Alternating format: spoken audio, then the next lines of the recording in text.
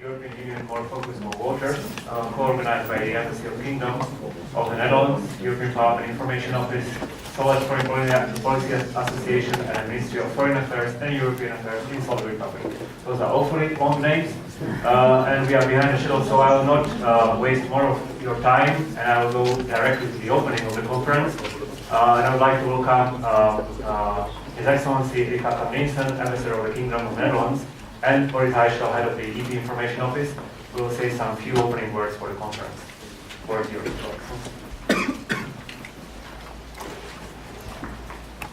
Thank you very much.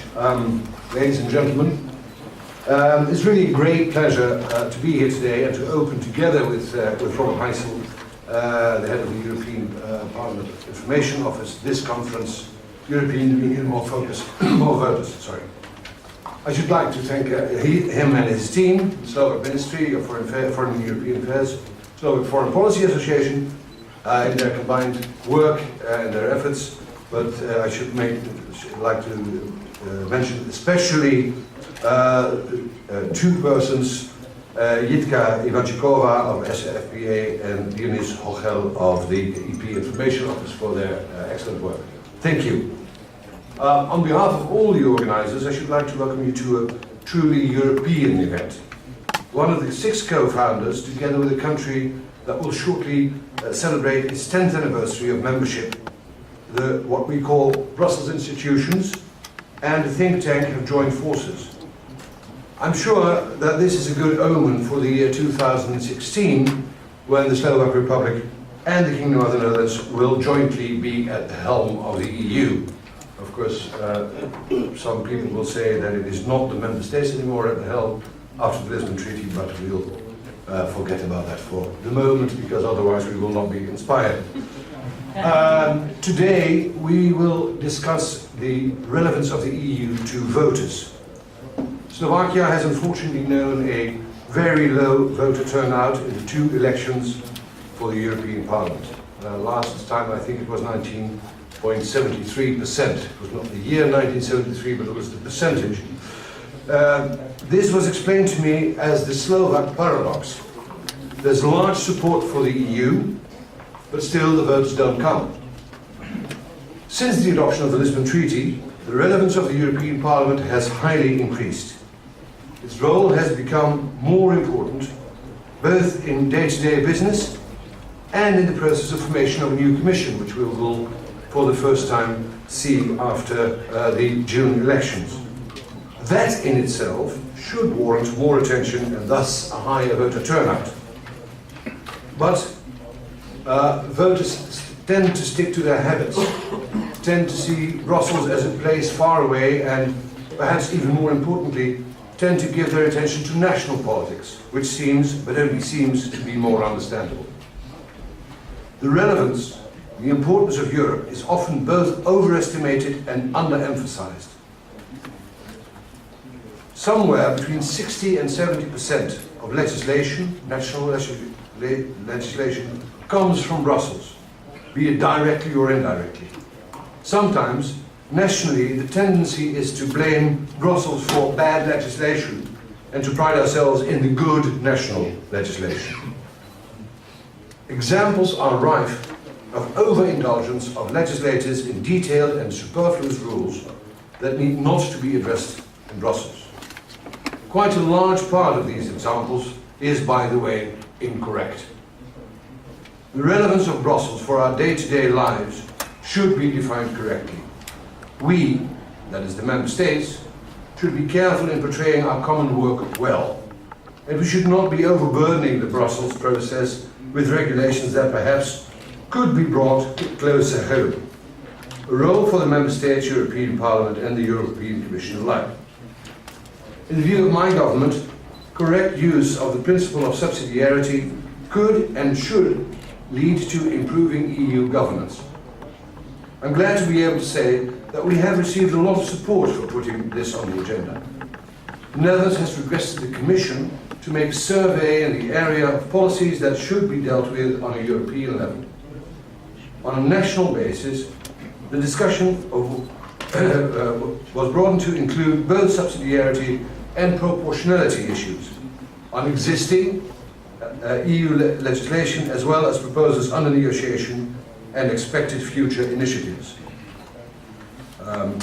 9 general recommendations for the EU legislative process were made and 54 individual points for specific action on issues were identified. I'll just give the main line of these recommendations, which is in 6 points. A. Action taken by the EU should always be motivated by citing a clear legal basis in the treaties. So not go outside the treaties, not try to explore new ways, stick to what you have. Without treaty-based competence, no non-binding communications or recommendations or an activist approach. Sometimes we have the situation that the Commission picks up something and when it has the ball it keeps running. It's like American football. You see everybody going behind them and before you know it someone has scored but you don't know who and you don't know why.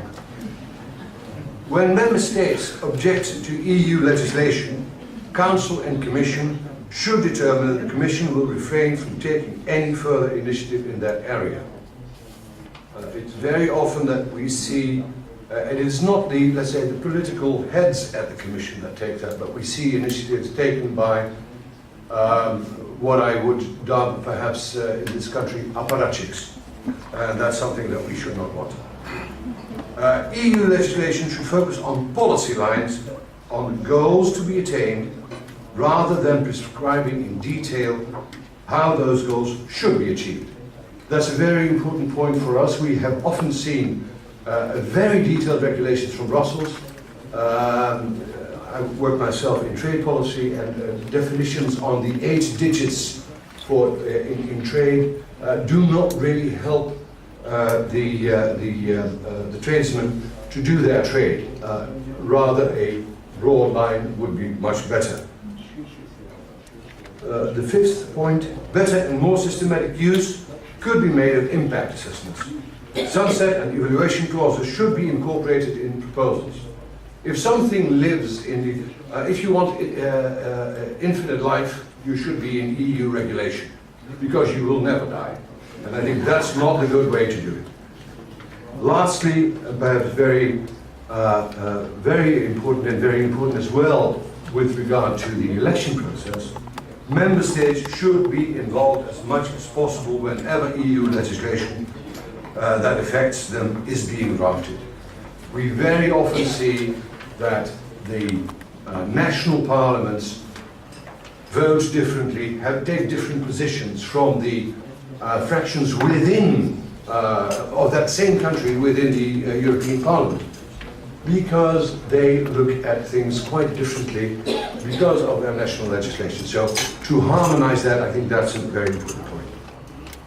I should emphasize that my government is not aiming at treaty change, opt-outs, or things like that, but at an inclusive process to revise existing legislation and at reaching political agreement. That's an emphasis, political agreement on future priorities for the legislation. This could and should be a guideline for the new Commission, which will take office, we presume, late in 2014. And then we can have a good discussion on what we want to do these coming 5 years, which is important for the voters, which is important for the countries, and which is obviously important for countries like Slovakia and the Netherlands with regard to their future presidency. The Union is in our view, not a goal in itself. It's a vehicle to tackle problems on a European level. We should do at European level what needs to be done at the overarching level. Matters like, for instance, addressing the economic crisis, the stability of our economy, the proper function of the internal market, these need to be dealt with on a European level. Other issues can easily and then should be dealt with at our respective national levels. This is what each and every modern management guru will tell you. Responsibilities should be laid down at the lowest possible level.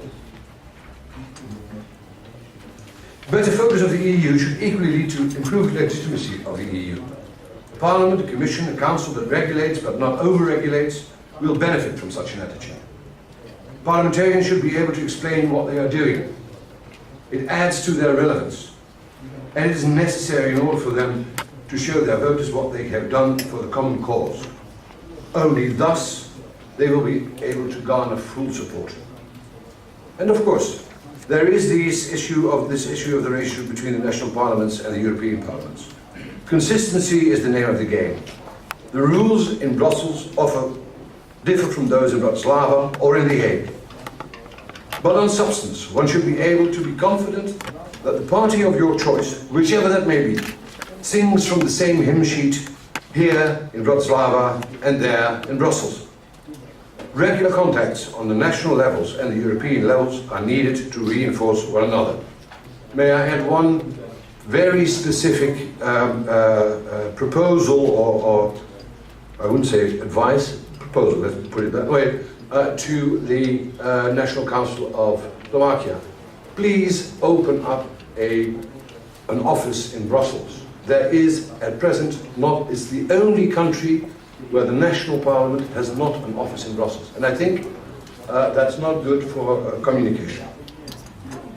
With these introductory remarks, I hope to have shown you that the importance of the principle of subsidiarity, on which my government recently has started renewed discussion, is relevant as well for the debate on legitimacy and on voter support of what is often vaguely known as Brussels. I'm confident that we will have a fruitful debate on many of these issues. In co-organizing this conference, the Embassy of the Netherlands hopes to contribute to a higher voter turnout, because we believe Europe matters. Dank u wel, thank you.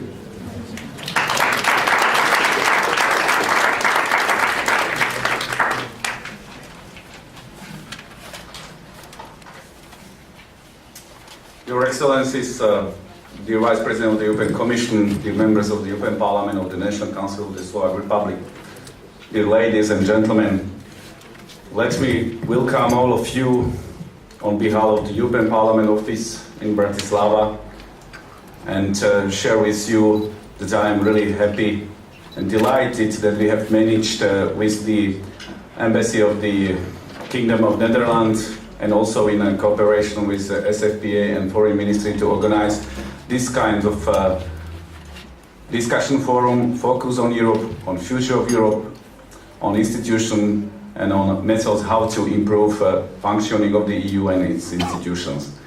I would say that I am really happy that we have managed to agree with the embassy to divide the conference in two panels. One, I would say both panels will be dedicated, will focus on the democratic legitimacy. And it's very good that we have in a first panel experts presenting their studies on how to develop democratic legitimacy, how to use existing tools within the framework of existing treaties, or what to do, how to I would say reform EU in the future with or without changes in the treaties. But then I would say that we have already heard from Ambassador the words like scrutiny, democratic legitimacy, accountability, proportionality. You know, it's very good to have this on the expert levels to discuss all these issues, but I would say, because our office has really organized many meetings, and I would say, if you mention these words ahead before, you know, normal, current, common people, they will not understand. And this is really not concern of them, this is really what we have to address also, it's their concerns. Their concern now, when the European Union goes through the crisis, go through the consequences of the crisis, their concerns are about the unemployment, about how to create jobs, new jobs, how to really contribute to the well-being of the people, how to ensure really the good well-being, the insurance, the health insurance, all this stuff. So it's also very good that we have the second panel, and the second panel we will treat also with this question, with the concern of common people, and also to contribute to the fact that European Parliament and its work should be better known among the people, and we have to convince people, we have to do something in order to really get the trust in the European institutions back. We have to contribute to the fact that there is not only the information, that there is not only increase of the awareness, but there is also communication, there is dialogue between the people like commissioner or members and broad public. So I would be I would only say 2 words in Slovak.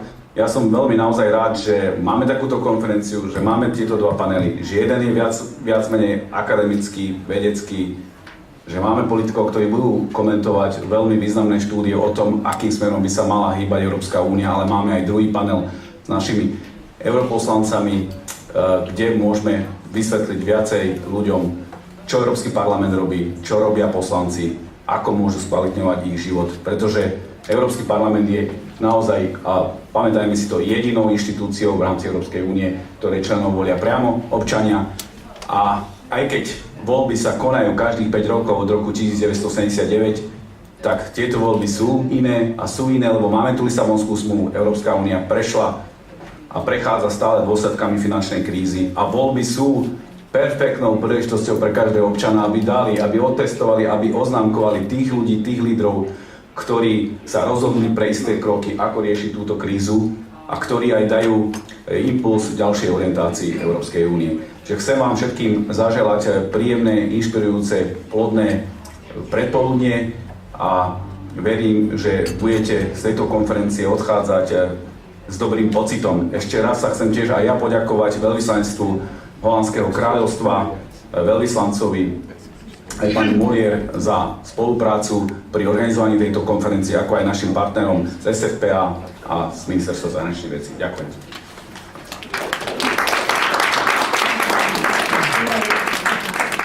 Your Excellency, Mr. Heischel, thank you very much for opening remarks. And now, without much further ado, I think we can get to the first panel of the conference. Topics were pretty well outlined by the opening remarks, I would say. So there is not much more I can say. The conference should deal with the European Union, more focus, more waters, which is sufficiently wide to accommodate any kind of presentation. But we have to focus on some topics. There are some that I think are of utmost importance for the EU, but also of greater salience for the voters as such. And it's an institutional balance between the institutions within the EU, but also between the EU and the member states. It's a role of the European Parliament, role of the national parliaments in the decision-making process, and this will be dealt by mostly by the second panel, the ways how to enhance turnout in the European elections. I can only hope that it will outstrip by sufficiently wide margins all the conferences organized before the participation on all the conferences organized before the elections. Otherwise, we will not get about 20% we had before. So now let me introduce the first panel. And I will introduce it in order of their appearance on the panel. So the first panelist is Mr. Maroš Ševčovič, still Vice President of the European Commission, or still in the role of the Vice President of the European Commission here, responsible for interinstitutional relations and administration. Then we have Mr. Eduard Kukan, who is the member of the European Parliament, besides his previous career in national diplomacy. Then we have our guest from Netherlands, Adriaan Schout, coordinator Europe at Clingendael, who could say more about the current debate in Netherlands about Europe and the competences it should share with the national state. Let me introduce Vladimír Bilčík from the Slovak Foreign Policy Association. Miroslav from the Ministry of Foreign Affairs and European Affairs of the Slovak Republic. We are some few minutes behind the schedule, so while I'm sitting at the margins, I was asked to limit your presentations to 7 minutes. I got as a sweetener this pop star microphone, so I will not hesitate to impose my presence on your presentations. I'll have to limit you to 7 minutes. After those presentations, we'll have a floor for your remarks, your questions, and I hope fruitful debate. So, Mr. Ševčovič, the floor is yours.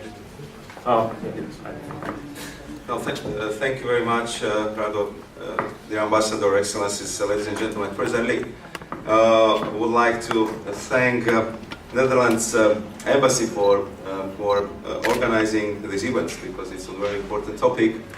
And I'd like to thank Mr. Schout for the study on the subsidiarity, but also for being very instrumental at the beginning of our diplomacy, because Mr. Kukan was at that time my boss. I still say definitely of my favorite ones. and I know that how many of our young diplomats been trained in Clingendael and how helpful it was at those times. And today it's a little bit Dutch day, because I also have to thank Frans Timmermans, who is bringing the issue of subsidiarity, competence division, revision of rules and competencies very much on the agenda, and I'm sitting with him in a General Affairs Council, so I can witness to that he's doing his utmost to keep the topic very much high on the agenda and make sure that we regularly discuss this issue.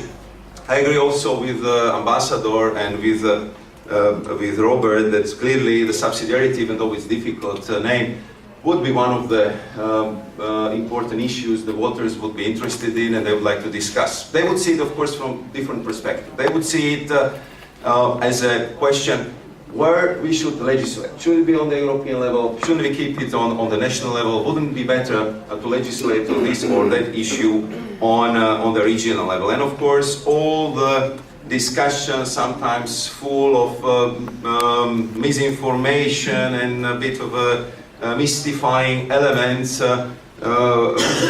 if the Brussels really is overreaching, is really overgrabbing, is going to too much of a detail on the legislative front, and how we can do this balance of competencies between the EU, national and regional or local authorities better. So I think that the jury is out there, but I can also tell you that the conclusion is not there yet, because from the discussions which I have with the European and foreign ministers, you would see that they would agree that the subsidiarity principle is very important. You would also hear from them that this or that part of the competencies they would prefer to handle on their own on the national level, but the problem is they cannot agree which one of these competencies this should be. Because for each member state, this is different part of the competencies they would like, if I can use the word, repatriate. So therefore, I mean, this debate is here. It's very healthy that we have them, and I think that it will take us some time until there will be some, I would say, concrete, detailed conclusions. But I think that it will be quite clear that we would have the conclusions on the generalized, and I saw it also in the study which was presented by Professor Schout. That first, of course, that we have to use always the good legal basis. Then, of course, that we have to focus on that part of legislation and that part of our lives which really can be handled only on European level, where clearly the Europe is bringing value added.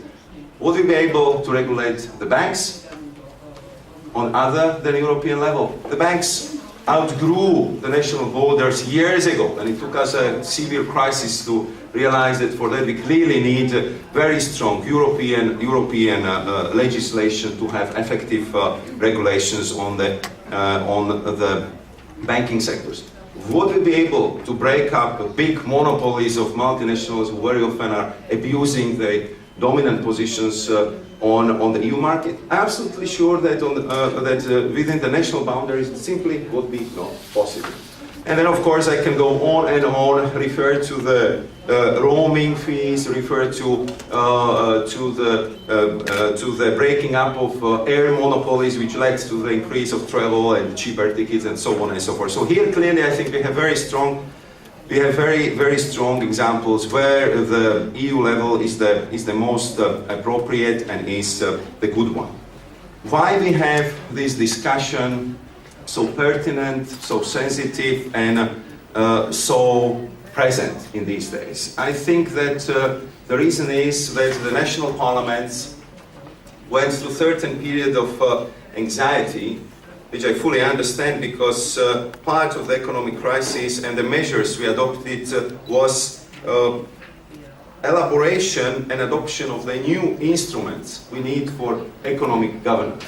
And economic governance country-specific recommendations, and all of these new way how we manage or co-manage now together our national economies also covers the issues like pension systems, educational systems, childcare facilities, effective judiciary, tackling the corruption. And these are the issues which until, I would say, 2 or 3 years ago been considered as a 13th or 14th chamber of national sovereignty. We are assessing budgets of all the member states in the Eurozone.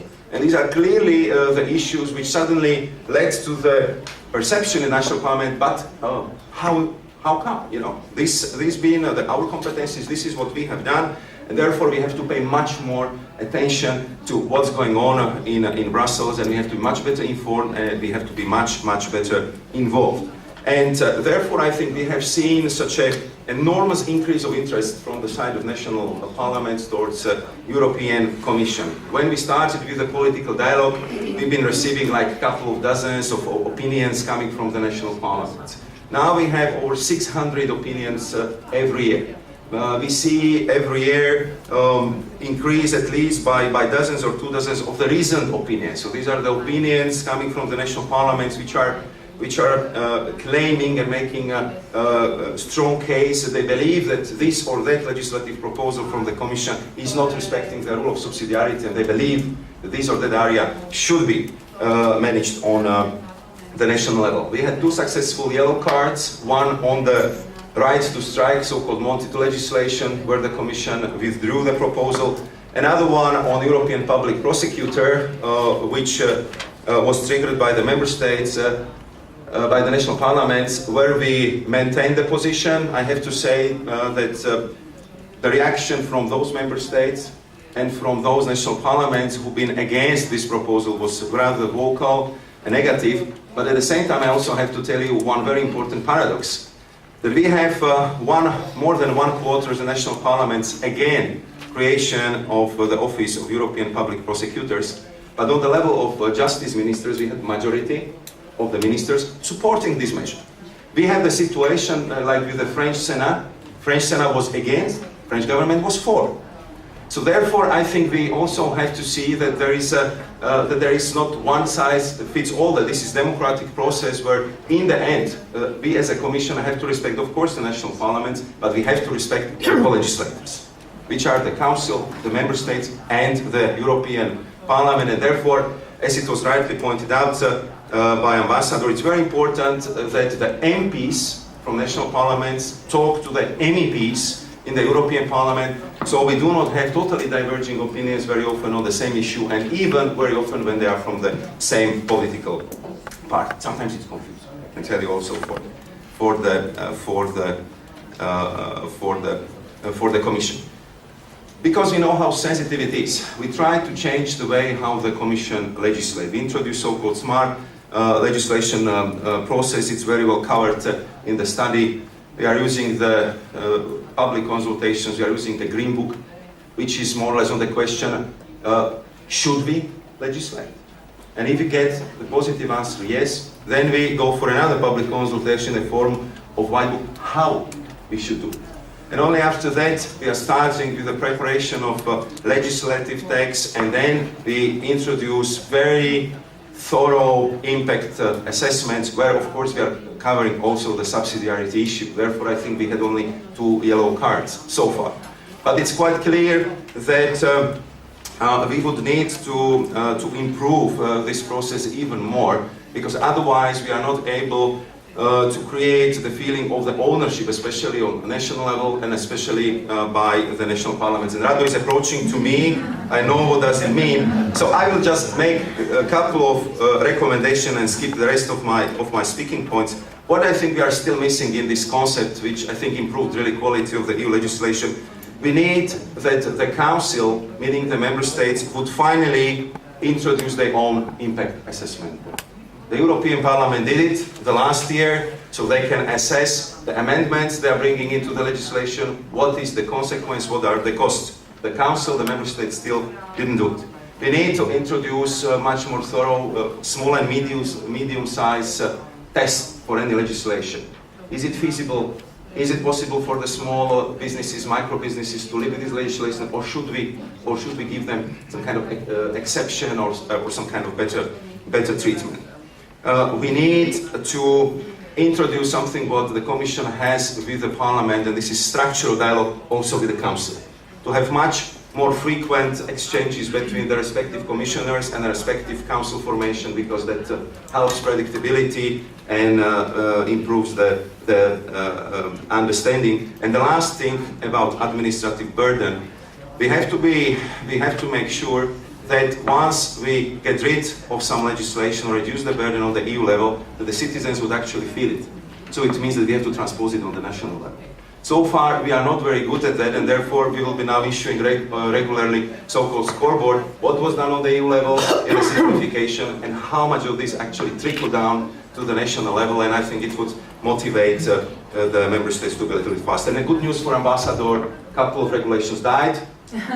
There will be more of them, because we changed the way how we prepare the Commission work program. So if you check it, the last one, so we will see the two annexes. One is to amend the outdated legislation, and even longer annex was to scrap the legislation. So I believe that this would be, I hope, the model for the next Commission, because I believe that this is the right way to proceed. And I would like to thank Rado for being indulgent with me and you. Thank you. Sorry.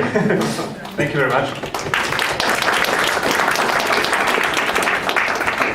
Thank you, Mr. Vice President. I think at least two very important points have been raised. One is that the subsidiarity principle has actually two sides, and there are indeed issues that have to be dealt by on the European level.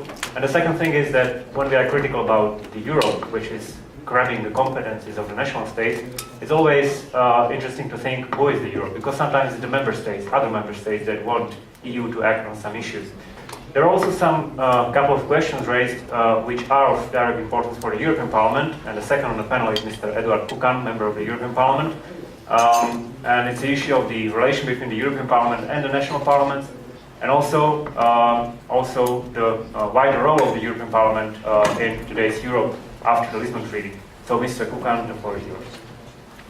Thank you very much, distinguished guests, ladies and gentlemen. First of all, I would also like to thank the organizers for having invited me to participate in this, I think, important conference, which is dealing with pertinent issues and at the right time. Before the European elections, everybody is trying to do his or her best to increase the interest of Slovak population in those elections, and I hope that this conference is going to contribute also, because frankly, so far when I travel around Slovakia, I get the suspicion that the 24th of May and the European elections are not very dramatic events Slovak population is waiting for. I'm sorry to say that, but let's face reality. It's always the best policy. So we still have to come up with something which would ignite their interest. So far, I don't think that we have found the good recipe, but still we have a couple of weeks to work. His Excellency the Ambassador made a very important statement. It was a deep analysis, and what was important, he even found some answers to the questions he put, which is always welcome and important. So I will be short in my remarks, not to make Radovan Geist angry, because I know he's a man of his word, and if he tells he's going to interrupt you, rest assured that he will. And then it's not necessary. So I will make some general remarks as the situation is seen by the eyes of humble member of European Parliament. Everybody says that in general the role of European institutions in the post-Lisbon Europe has increased. The role of European Parliament has increased.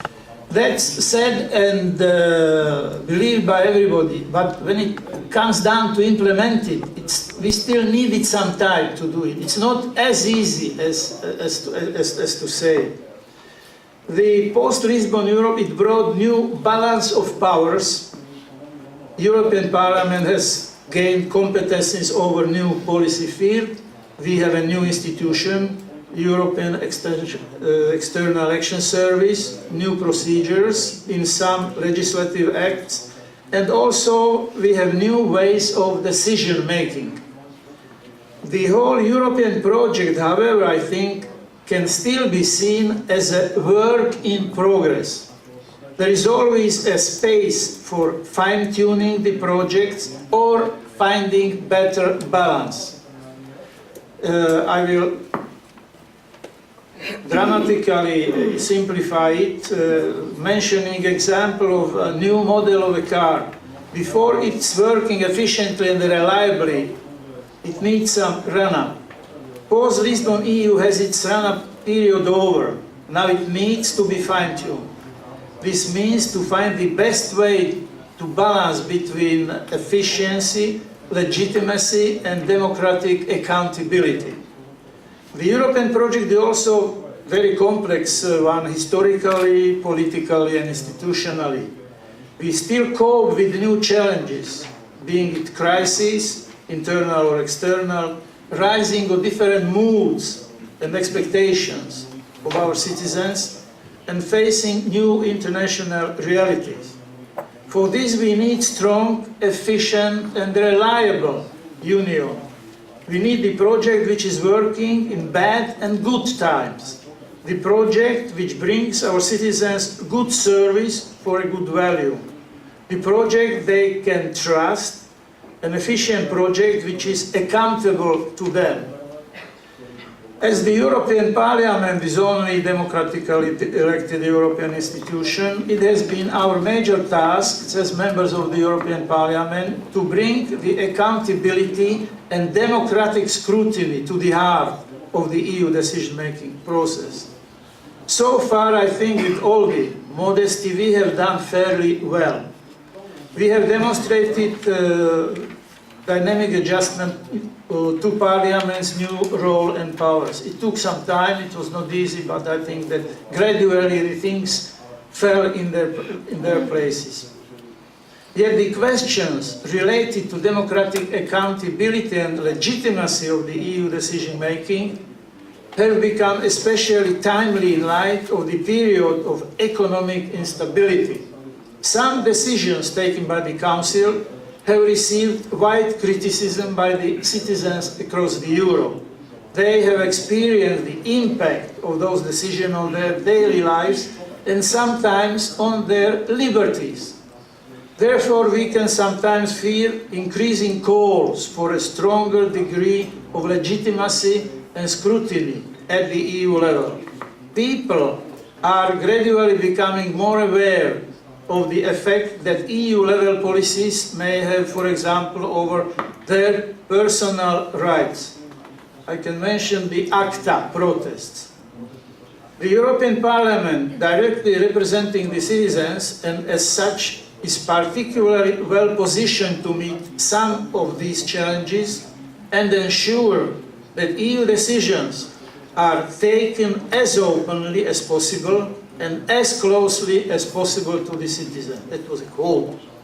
Last periods have shown that the Parliament can operate in citizens' interest quite dynamically and fight the battles on their behalf.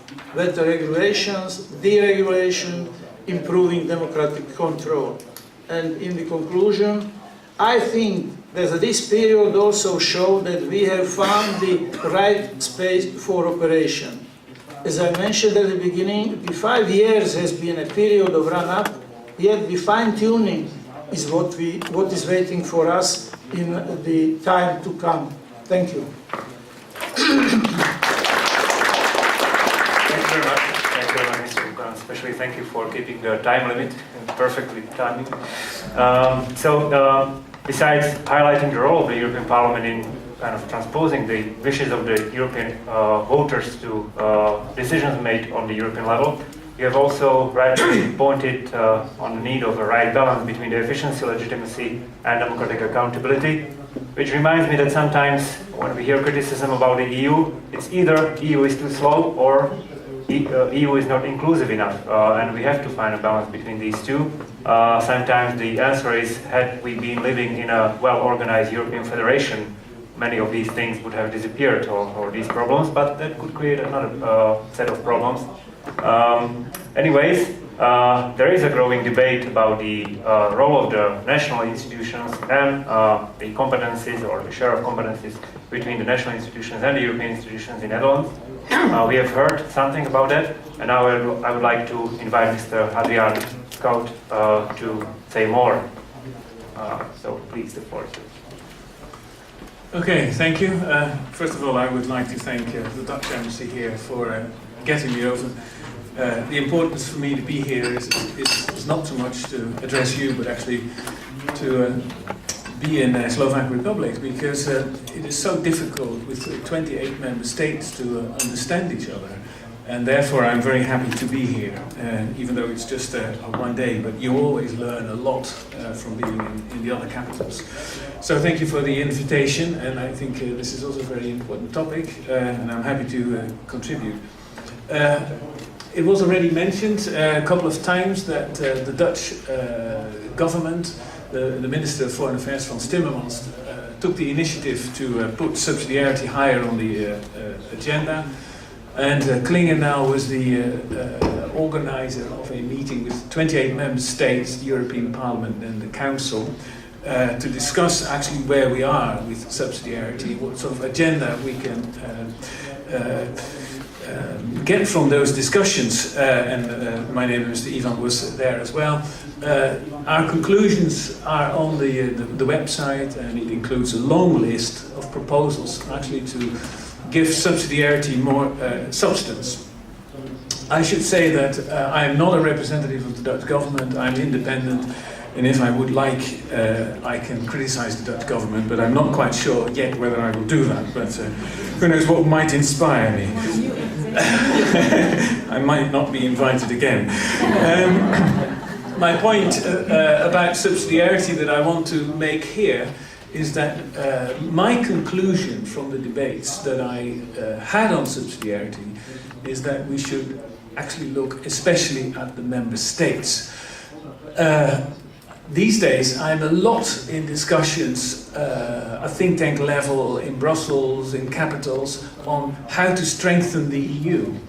And I'm getting a little bit sick and tired of these Brussels bubbles discussions, because all we talk about is improving the European Parliament, reforming the Commission, better cooperation between Parliament and the Commission, improving the role of the European Council. It's all Brussels bubble jargon. And last week I was 2 days in Brussels, and I thought we were talking about the council for a day, and at some point I was discussing after, I don't know, 2 hours, and I said, nobody's even mentioned Germany.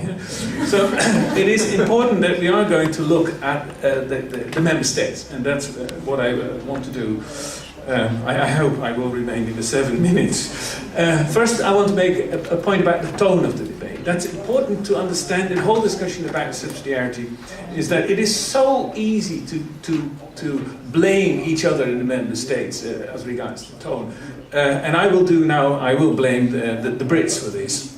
And I hope there's nobody from the British Embassy. Could you please leave the room for just 1 minute?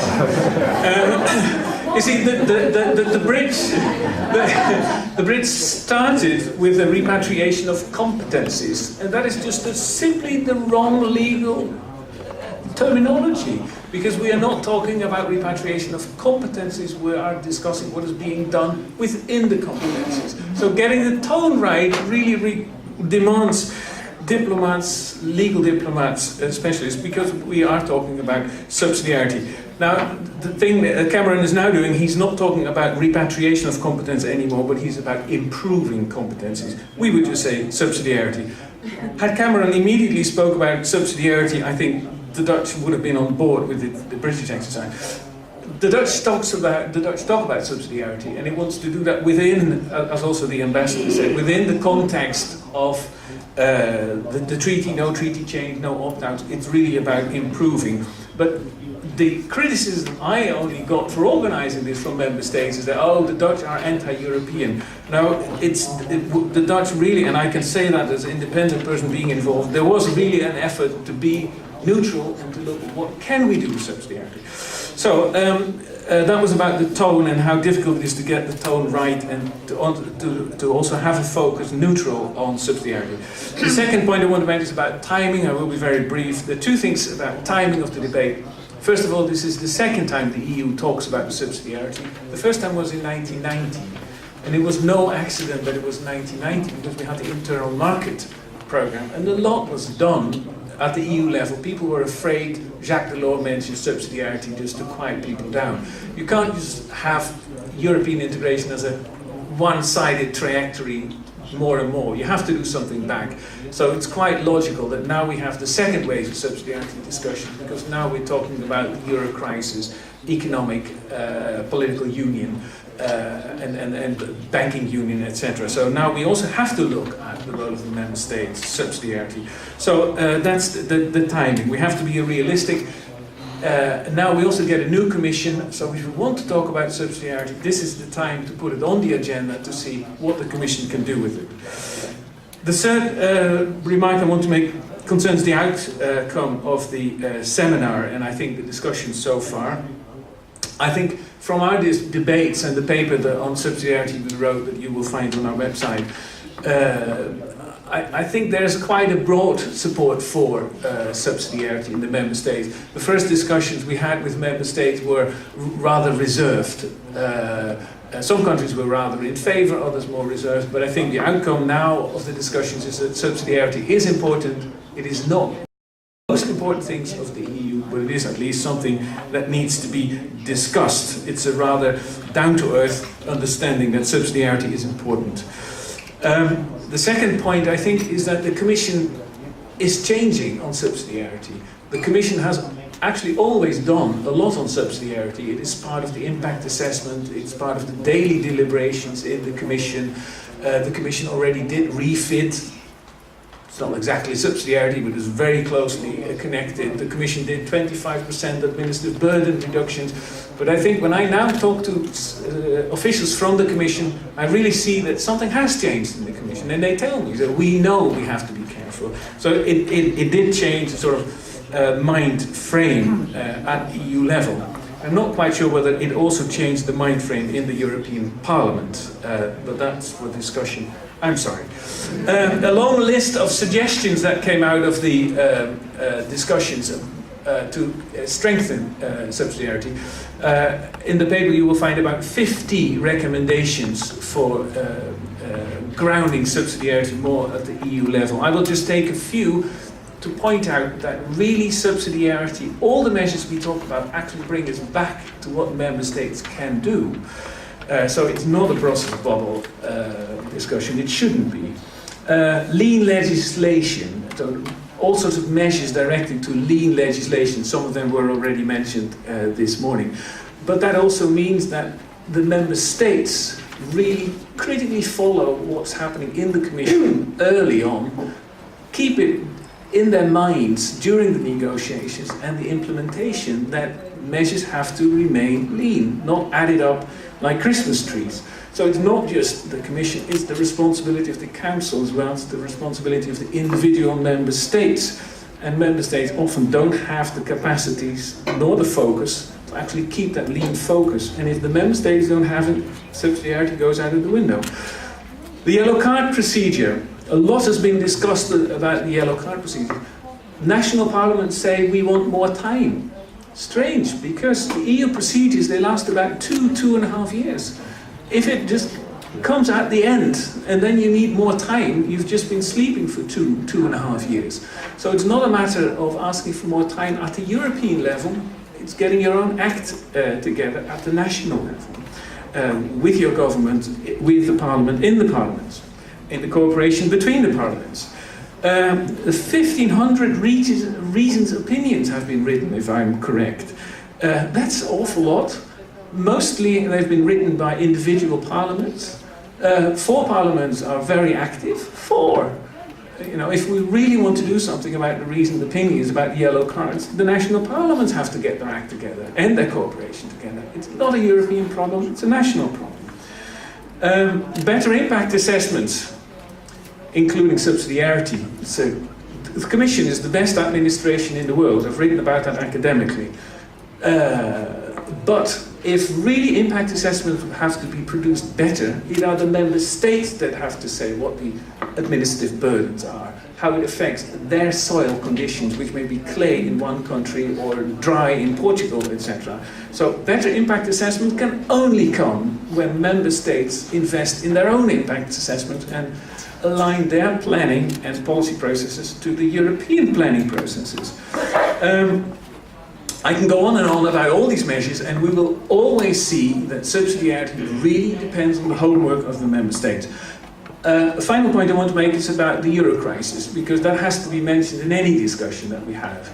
Subsidiarity as it is now going on seems to be a discussion about the wrong area.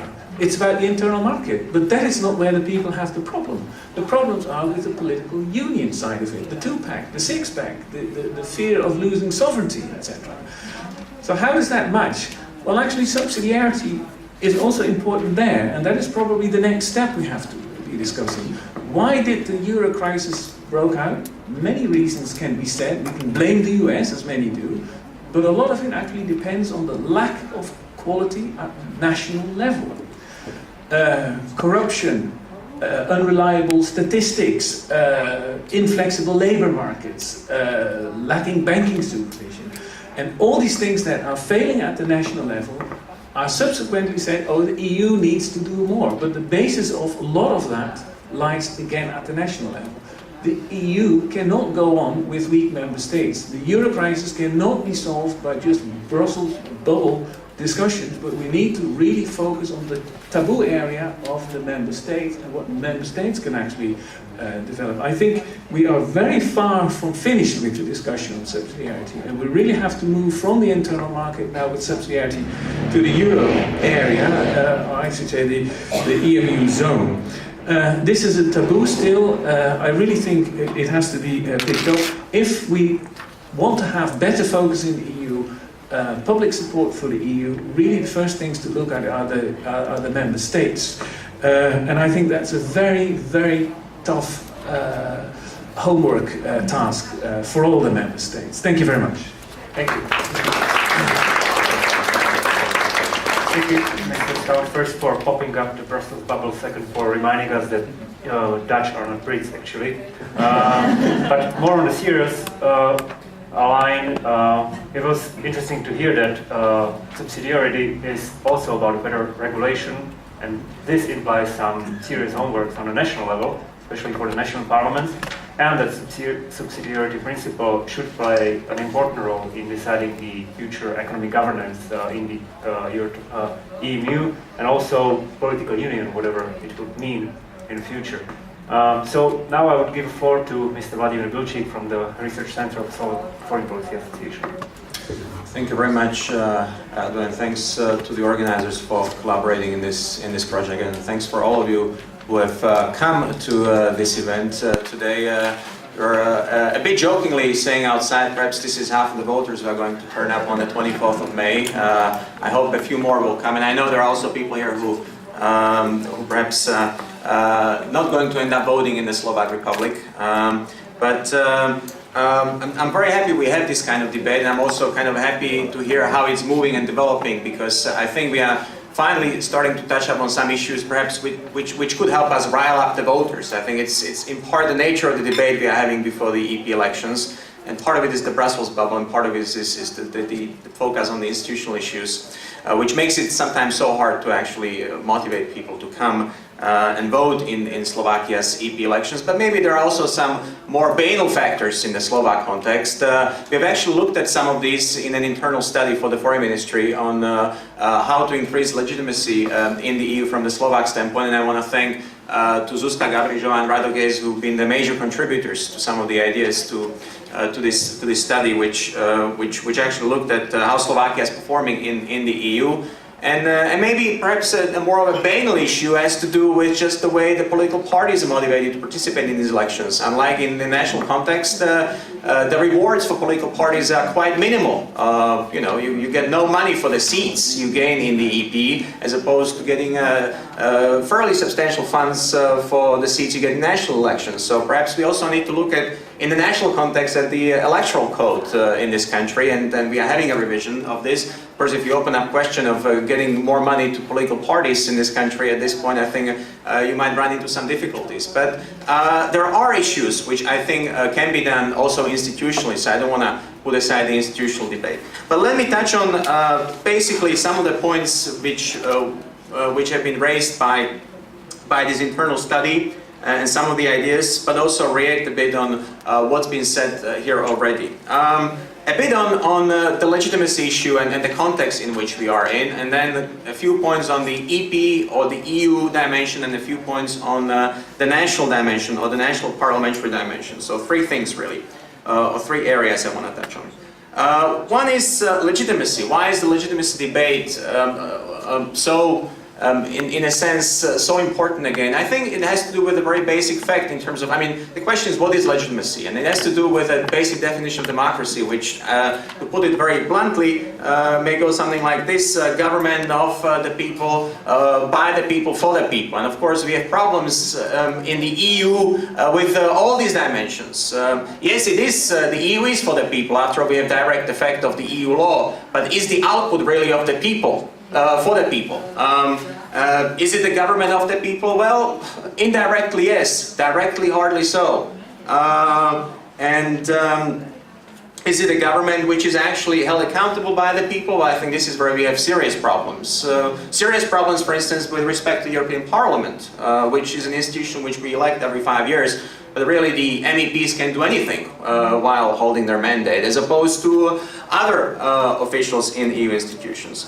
So I think when we put down this basic definition of democracy and ask some questions about legitimacy issues, of course we run into all sorts of problems. And those problems have very national frames of mind. And let me touch a bit on just the Slovak frame. But two issues which I think tied to what has been said already in terms of where we are in this context right now is that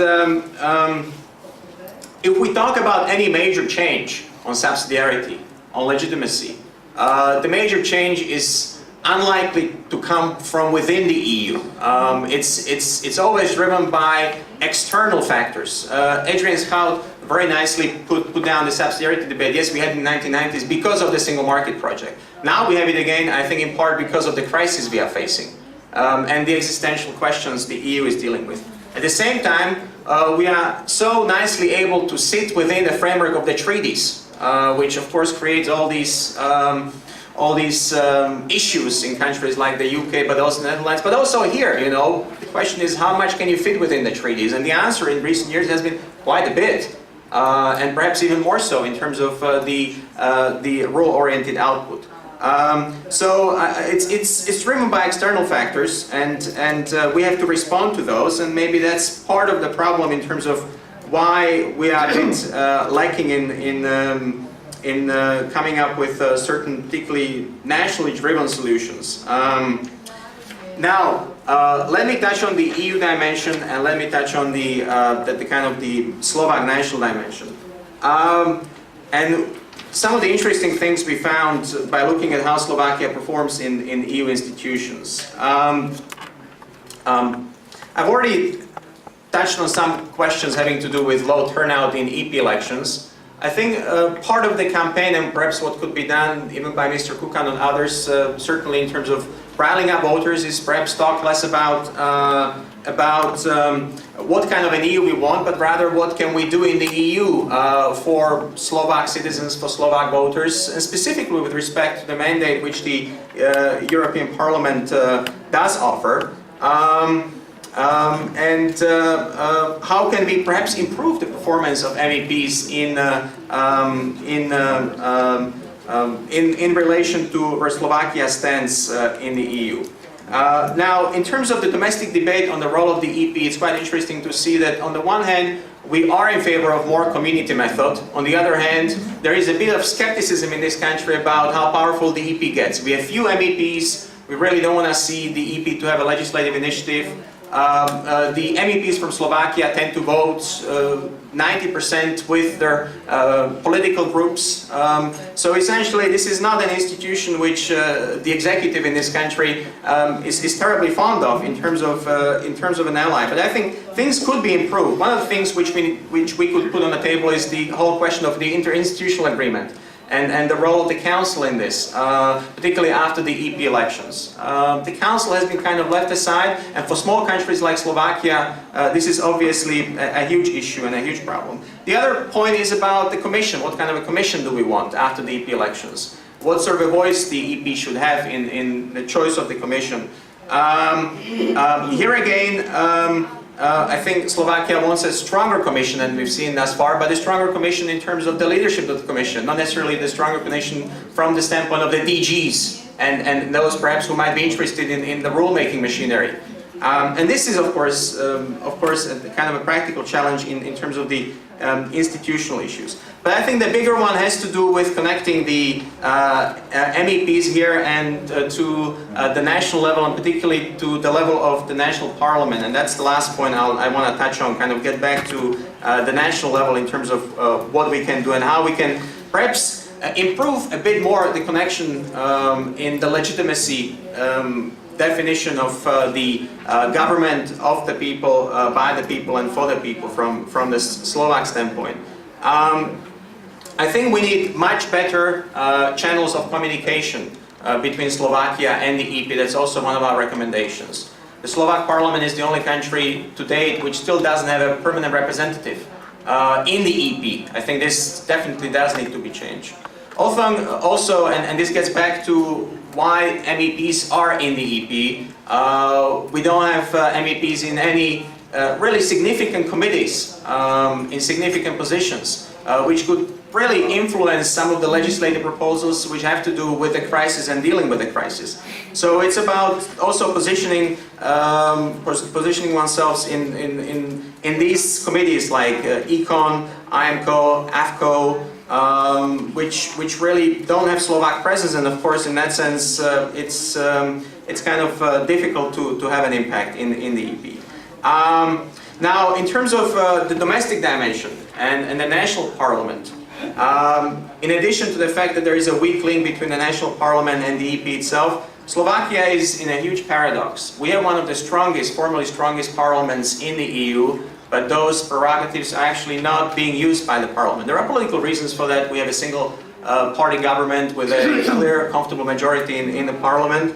But even if you look at the kinds of issues which the Slovak parliament has raised in recent years in terms of attempting to hold up a yellow card, really these are driven largely by sectoral interests in Slovakia rather than by some sort of a conceptual work inside the parliament. It's only when an organized interest group comes in and says, this is a problem, let's try to stop this legislation.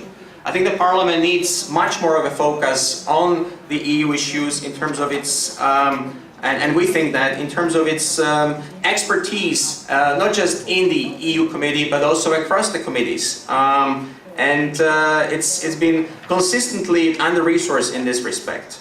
And it should be involved heavily in the preparations for this electronic system of communication, which is underway and in the pipeline in terms of how Slovakia makes its decisions in the EU. The National Council should be involved in this from the beginning, and the MPs should have full access to the system. I'll just end here. There is a big practical challenge here, and that's also connected to the context of our event here. The Netherlands and Slovakia are going to have EU presidency in 2016, and this is also one of the events which helps to kick off perhaps the debate between the Netherlands and Slovakia on what we might be able to do together in a trio context. I think for Slovakia it's also an opportunity to think on these institutional issues, not just in the run-up to the EP elections, but also in the run-up to our presidency, in terms of how we can manage the EU better, and also manage our position in the EU better. So there's a lot of work ahead of us, and legitimacy is one of those things, because it's not an abstract notion, but it really means ultimately in terms of what sort of a policy we do for the people and how it's controlled by the people. Thank you very much. Thank you, Lalo, and thank you for being sufficiently provocative to create a room for further discussion. You have pointed out to the importance of the national parliaments again, and obviously relations between the institutions that are crucial for representative democracies. It's parliaments, the European Parliament and national parliaments are important for better functioning and more representative Europe. Last but not least in the panel is Mr. Miroslav from the European Ministry of Foreign and European Affairs of the Slovak Republic. This ministry is responsible for coordination of European policies in Slovakia for some time now already. And it's trying to coordinate all those different institutions that are involved in creation of Slovak positions in the EU. Obviously, it is talking a lot with the with the national parliament and also communicating with the EU institutions. So, Mr. Ivan, the floor is yours. Thank you very much. We've heard contributions from the Commission, the Parliament, the independent think tanks. Now the Council comes in last, but that's just to begin with on a lighter note. The Dutch document, if I remember correctly, your initiative was published in June last year. I remember since then we've had several discussions, including the seminar in The Hague where I had the privilege to be. We have also seen some other initiatives produced on a along similar lines, such as the British Cut the Red Tape and some others as well. Basically, and that was my impression from the seminar in The Hague, most member states are in agreement that the principle of subsidiarity is a key principle, basically something that should be a driving force in creating European legislation. The paper that was submitted by our colleagues from Clingendael represents a good overview of the debate so far and gives some recommendations and suggestions. What I found very interesting reading the introduction of your paper, I found two expressions that are very interesting and very apt. Subsidiarity is a hard-to-apply legal concept, and also there is a need for the EU to have some level of self-restraint. That is, I think, very well put. There's a lot. My paper is long. I'll confine myself to outlining basic lines our government is taking in this debate. We support the Dutch paper, the Dutch initiative, in that it emphasizes the need to remain within the existing framework of primary law. We support the community principle. We still see the European Commission as a safeguard of effective European legislation. There have been some hints, and most member states are generally favoring that there is room for improvement in how we implement the existing mechanisms that we have, such as the regulatory fitness program, impact assessments, etc. Having heard the suggestion, which isn't new, that the Council should have their own impact assessments, this is an interesting idea. Most member states will react saying that, fine, but we have limited capacities for that, and also we wouldn't want to have some level of duplicity, because maybe larger member states could be favoring this concept more than small member states. Then to come to some recommendations that are presented in the paper from Clingendael, and also the Dutch, it wasn't foreign minister, it was your finance minister who stood in for him at the seminar. One of the interesting ideas was to introduce an annual debate within the GAC format to discuss subsidiarity after or before the European Commission work program is presented, usually in October. That is an interesting idea. I think it has general support among member states, because it can be a focused debate, concrete debate on what we are going to have for the next year and what our lines are. Another idea which was floated at the seminar was we could maybe have a clearer legal definition of subsidiarity. We had that in the pre-Lisbon wording of treaties, where the protocol was more concrete. Then also the Dutch foreign minister, I think, published an article in Financial Times, perhaps, am I correct, where he suggested a European governance manifesto, which is again an interesting idea. It could be something that some sort of general agreement that all institutions and member states could sign, for a 5-year period. It would only be of political nature, of course. Another idea was to have a subsidiarity commissioner, which is quite interesting. Basically, the basic red lines for us at this moment are that we do not support any dramatic institutional change. That reflects the stance of most member states. I think the agreement is that each country wants to retain their own commissioner for the time being. And we do not support any shift towards more intergovernmental approach. My final remark on the role of national parliaments.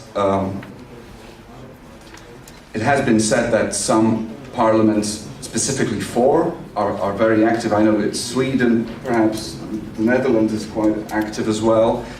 Our national parliament is not topping the list. If I can speak on behalf of our national parliament, because we've received some feedback. It doesn't only boil down to subsidiarity, but national parliaments want to be involved in the preparation of European legislation throughout, not only having the right to say, okay, this is or isn't in line with subsidiarity principle, but they want to have greater engagement with the European Commission. They want to invite commissioners to parliament committees, etc. So you won't have to interrupt me. Thank you. Good.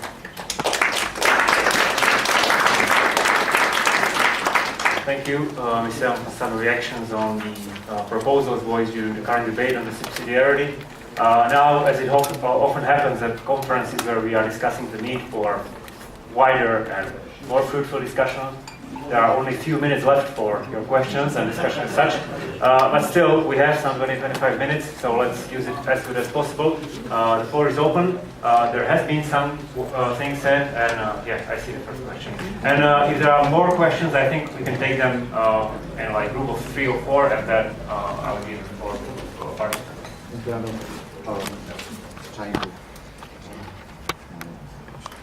Doesn't work. Okay. My name is Eduard. I'm working in the Information Office of European Parliament here in Bratislava. Relatively few words has been said about the existing mechanisms of subsidiarity. And I meant the COSAC, which is the Conference of the Chairs of the European Affairs Committees and the Constitutional Affairs Committee of European Parliament, and the Speakers Conference. of the speakers of the national parliaments and European Parliament. So my question would be, in order not to reinvent the wheel and to create new mechanisms, why don't we focus on the existing mechanisms like COSAC and subsidiarity checks are already conducted at that level, and to somehow to increase their importance? And my question would be specifically to Mr. Schout as an author of the analysis, because in your position only very few words has been said about COSAC, and only you propose it will stay at the level of exchange of information. And also to Mr. Ševčovič, the Vice President of the European Commission, who is a regular speaker at the COSAC meetings, how you see from the Commission perspective the future of COSAC. And my second small remark would be on the absence of the Slovak representative in the European Parliament bodies. In slight optimist note, I may say that apart of Slovakia, also Spain for a long time has been resisting sending its own representative of the Spanish Parliament, but when Spain was chairing the European Union presidency, they sent their own representative. So maybe this will be also time for Slovakia for 2016, when we will see the representative of Slovak Parliament working and dealing in European Parliament. Thank you. Thank you. Any other questions at this point? If no, I think we can go. So I think that was a direct question. Yes. Okay. COSAC, Speakers Conference. It fits into the broader set of measures to reinforce Parliament and better use mechanisms that are already there. Well, at face value, I couldn't agree more. Also, the discussions to have European commissioners or officials from the EU to come to national parliaments and actually to introduce new initiatives could help to make the EU more visible nationally, but also to trigger national parliaments that new things are coming up. Big questions are being posed. The confrontation is there. It's the politicization of the EU. These measures could help. COSAC, in that respect, also by looking at the together with all the parliaments, to look at the EU agendas, to select priorities, to see whether there's cooperation possible on, for example, yellow card procedures. COSAC could really function. Now, the question is, after all these years of praising COSAC, why has it not become anything at all? And that, we can praise COSAC, but on the other hand, we have to be frank and say it isn't really working very well. Well, there are a couple of things to say about it. I think, for one, there are just dilemmas with national parliaments and European policies. The timing. When policies are being initiated, parliaments are focusing on many other things, but not on things that will play in 2 years from now. So there's a problem of timing there, and taking the political initiatives. And so the parliaments tend to be reactive, basically. So that is one point, and I think it's an important one. There's also, when you look at the semester, the EU semester, that we criticize each other. Parliaments hardly pick it up. Of course, parliamentarians tell me they do pick it up, but that's of course that they're not admitting that they're not picking it up. Because why would a Dutch parliamentarian actually criticize the French or the Italians for not reforming? Well, for one reason, parliamentarians don't have the time or the resources to actually read the whole package that Olli Rehn is producing about all the member states, but also there's a clear incentive of not attacking other countries because they might attack you. So there are inbuilt mechanisms that should warn us that maybe we should not always, these are mantras, if I make it clear, these are mantras, rely more on national parliaments. It's almost impossible to disagree with it, but when we look at the practicalities, there are problems. A second set of problems relates to the bureaucratization of European policies. What I see is that we create new procedures, COSAC, planning agreements. The European Parliament, one of the reasons why it's not so very well known or loved is that it is such a terribly efficient machinery. It produces so much. It is so well organized to actually fight the council that we don't see the fun of the debates, the fights. It's the bureaucratization of the policy-making procedures. And I think that is something we have to recognize, that by more bureaucratization we are not politicizing the EU more. A bigger problem with national parliaments is that I actually see member states being weaker in terms of their own resources and capacities. And therefore more goes to the European level and less remains at the national level. And in that context, talking about more national parliaments is just the wrong analysis. If I look at the Dutch situation when it comes to macroeconomic policies, we have a central planning bureau which analyzes the economic situation and the budget of the Netherlands, and it criticizes the Dutch government and it tracks the trends, etc. This institution is now becoming less important because people are now looking more at Olli Rehn. The problem is that if DG ECFIN in the Commission becomes more important, then the Parliament, European Parliament, is going to ask for more political control on what is actually happening.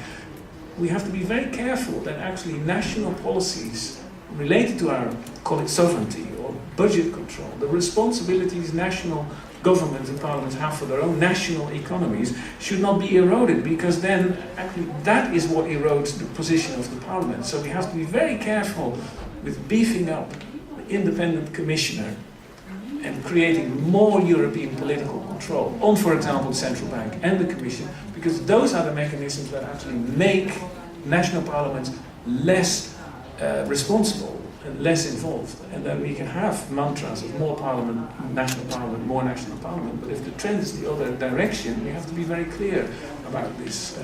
But don't report this back at home to the Netherlands that I said that we have to be very careful with the independent commissioner, because I think it's partly a Dutch invention. But, okay.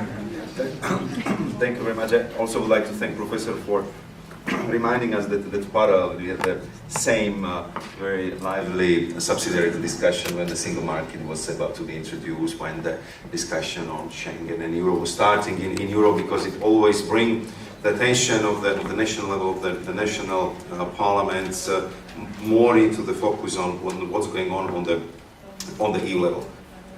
The fact is that we have now such a growing number of parliamentary bodies. We have COSAC, we have Article 13 conference, which was created because of the fiscal compact.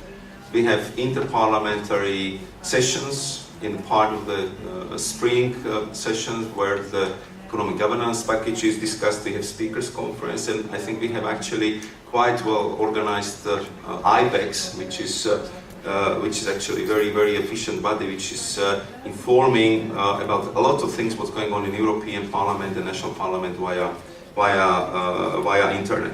Why we see all this happening? I think it has to do with what I would describe at this stage as some kind of search for bridging these blurred lines over European and national competencies, which are overlapping, especially in economic governance, to find this European-wide democratic scrutiny, which would be, let's say, strong enough to offer the democratic control, to offer the comfort that this process is controlled and is not, I think Martin Schulz used that expression, deparliamentarized, getting more bureaucratized. That could be also the description of this process. What I also think is one of the reasons that why we have more and more parliamentary bodies interested in the EU affairs is also the fact that I think we have now what I would describe the much more improved relationship between European Parliament and national parliaments than it was before. I remember that when we had such a first conference, which was still chaired by then President of the European Parliament, Mr. Pöttering, it was a lot of fighting. There was a lot of sparks flying, and somebody described it that it was the battle on who is the mother of all parliaments. And of course you can be sure that each parliament has very much its own view, who is more legitimate, who is more important, and so on and so forth. Now I think that this debate is over. Now I think that European and national parliamentarians are actually looking for the ways how can they assure democratic control, how they can make sure the democratic scrutiny is actually working, and we are still not there yet. I mean, Dionys was asking how is it in Cossack, so I have to say that it's still a little bit too ceremonial to my liking. Usually we speak from the big podium to the parliamentarians who really had to come from all over Europe. Of course, it's quite long. The speeches are not always the most interesting. And what was such a, I would say, new thing, actually proposed by Lord,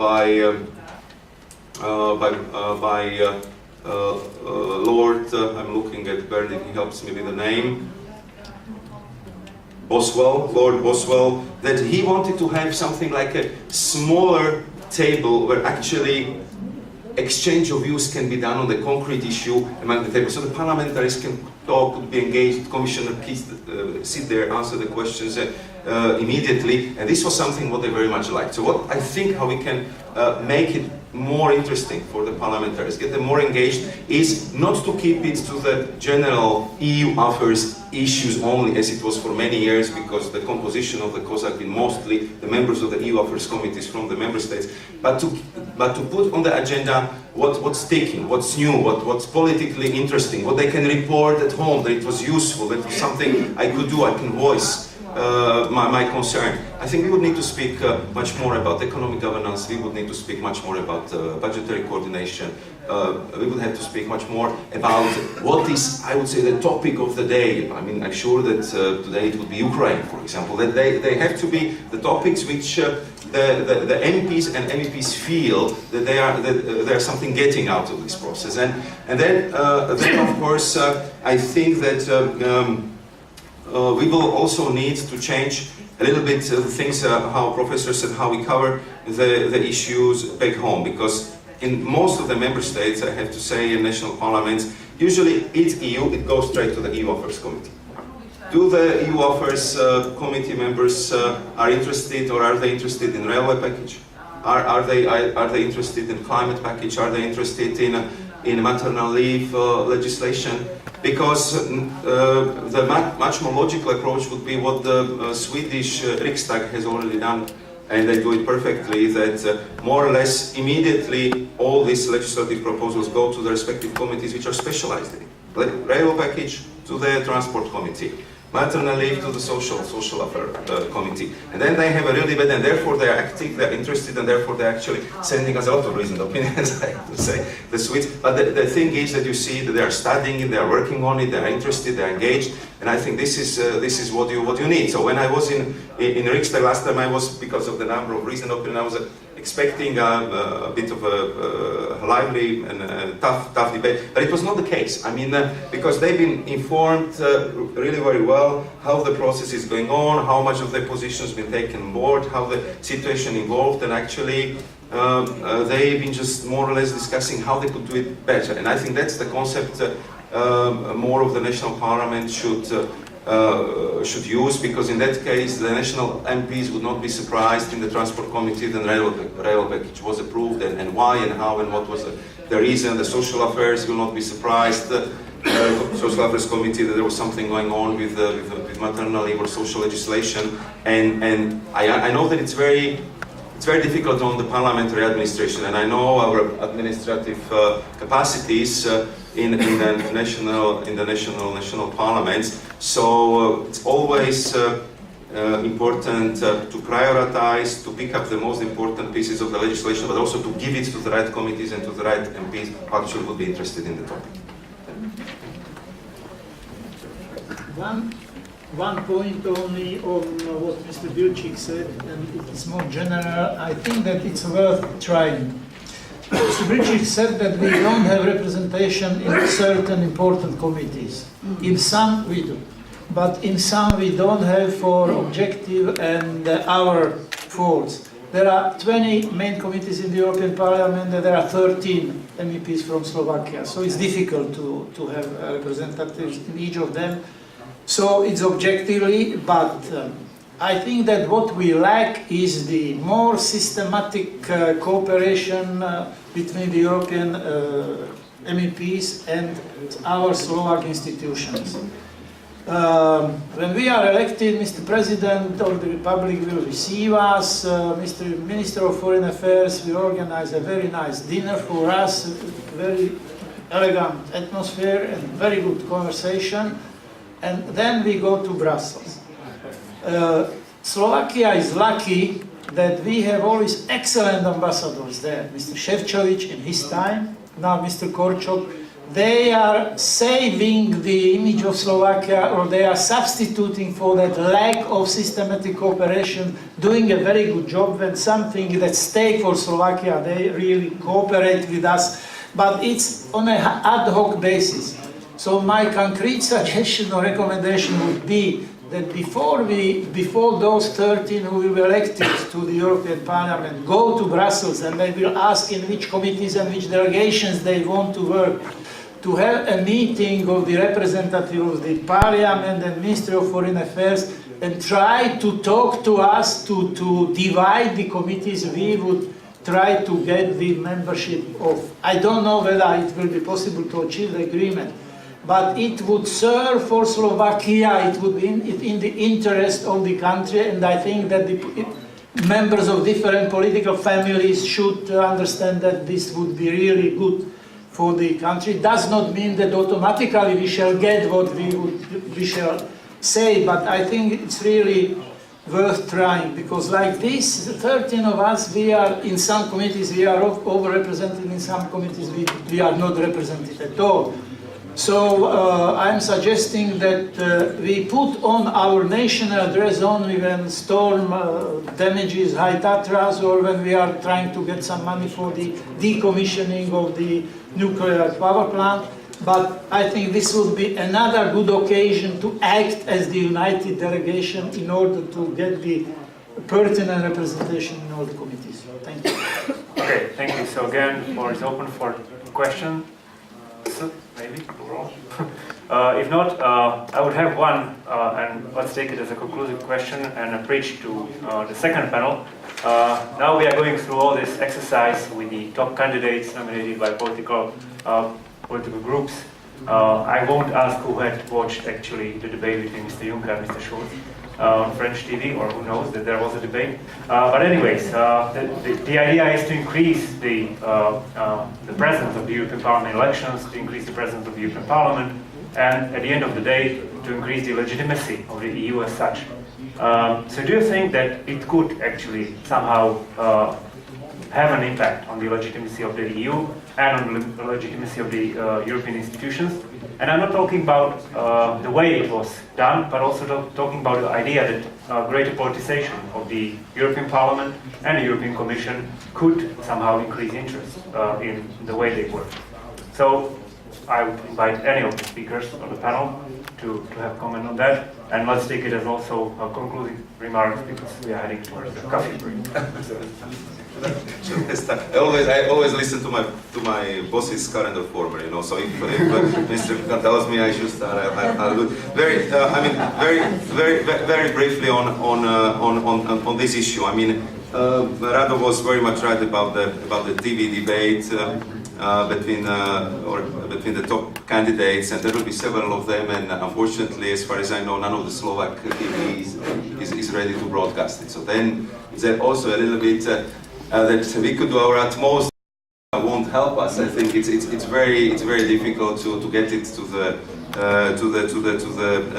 living rooms of our citizens, that they would actually know that something important in Europe is going on. Second comment: this idea of having a Spitzenkandidat and top candidate for the post of the president of the European Commission, and also being very clear that each political party in the member states should clearly state in which political family they would like to work after the elections are over. It was that idea Vivian Reding and myself, we put it in the Commission's communication, trying to, let's say, increase the interest in the elections. Of course, now you see that there are certain evolution of the ideas how this would affect the elections, and especially then the appointment of the next Commission's president. But I think that this is actually addresses one of the issues which was permanently up in all Eurobarometer polls, that if the people would have a choice, that they would make better parallel between national elections and European elections, that actually I'm vote for a party, and if the party would do well, the party would have prime minister, that it could bring the more interest into the election. So we do it for the first time. I know that the coverage of the top candidate is definitely not as intense as we would have in the national elections, but there is some. It's much better than it was before. I hope it will intensify with the time. And just on a personal remark, I really hope that the next president of the Commission will be really one of these top candidates, because this is how they are running for the post. This is how the political parties are presenting them to the people, to the public. And if by any chance, because of some kind of institutional tensions, problems, suddenly somebody else would appear, then I think we really would have a big problem next time to convince the people to come and vote in the European Parliament election. So I hope that this will happen, and I hope that it will help to increase a little bit the interest in the EP elections. Thank you, and I would really love to hear from Mr. Ivan whether Slovakia will be voting for the winning candidate in the council. But also, I think Vlado, you wanted to make some remarks. Yeah, just 3 short remarks on this. One is what the treaties actually say. The treaties say quite clearly that the European Council will take into account the outcome of the EP elections, and that's an important but also a very, I'd say, potentially tragic formulation in terms of how it's going to be dealt with in practice. Because it's very clear that in the outcome of the elections will be basically, in a sense, a tie, where the Socialists and the People's Party, neither group will have a clear majority. They'll have a majority together, so perhaps it might be some sort of a grand deal in terms of who will be the top choice of the two groups in that sense. But there is not going to be a clear-cut majority in the EP, and that's a problem in terms of how you take into account the elections. And in that sense, I think that the scenario which Vice President Ševčovič is outlining is not so unlikely in terms of somebody else emerging ultimately. So I think it could be quite a mess. First remark. Second remark is on the vote and the link.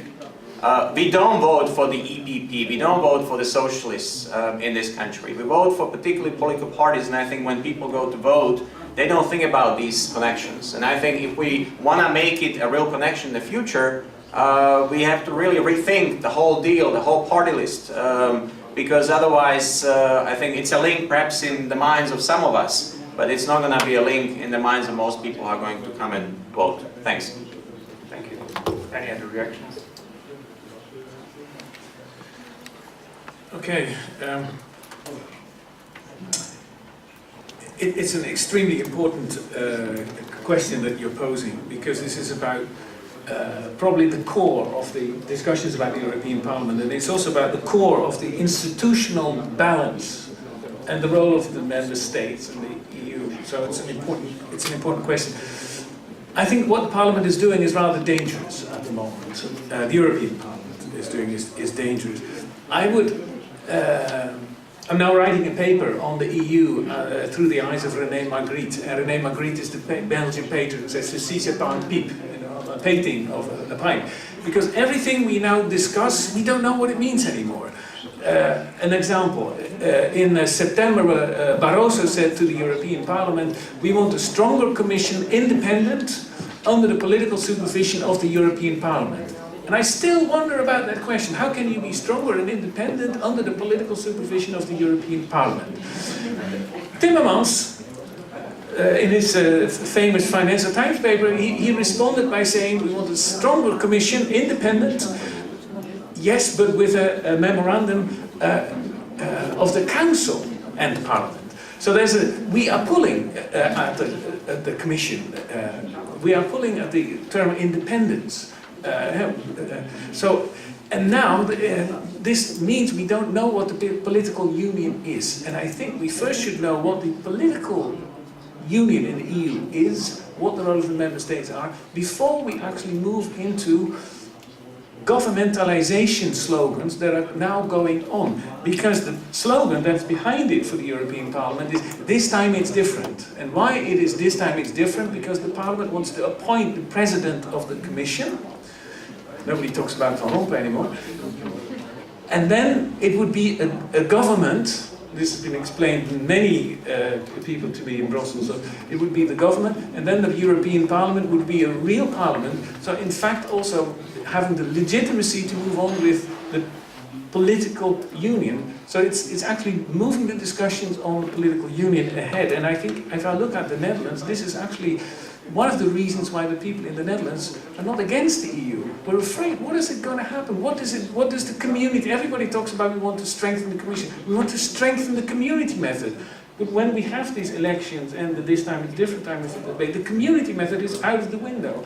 So there's a big unclarity at the moment about what the EU is. And that in the Netherlands causes quite a lot of questions and it makes us uneasy about EU, and precisely this sort of this time it's different approach is very bold and provocative and dangerous.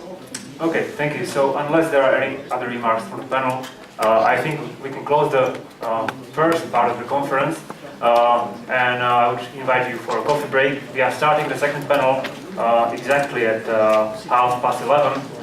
So thank you very much. And, small espresso, you know. Thank you very much.